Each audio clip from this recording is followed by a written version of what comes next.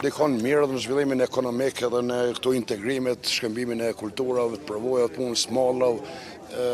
dhe gjithçka shtin në funksion. Një pjesë e madhe e popullit të Kosovës nuk e din as ku gjendet kjo bukuri, kjo perl. Po është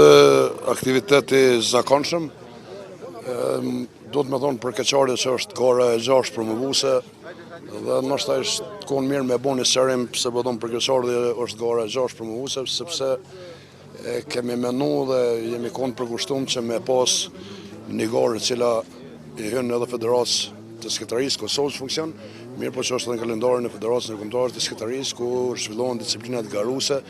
mirëfilli. Mirë po edhe ideja e garës parë promovuese dhe ideja sot e kësaj gare po ashtu promovuese është që me trokit në ndërgjegjen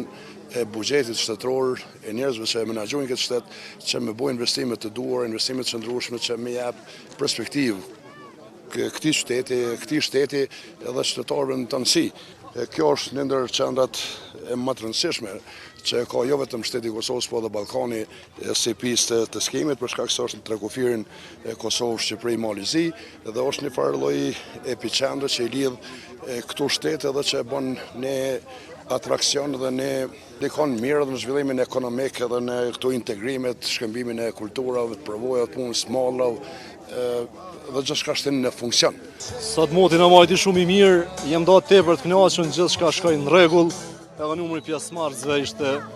muj me thoni, i mjaftueshëm. Dikon afër 400, edhe kërkim shpëtimi na ka ndihmuar shumë, edhe që kemë feja ndeçan, si garë promovuese mendoj që ndikon tepër shumë.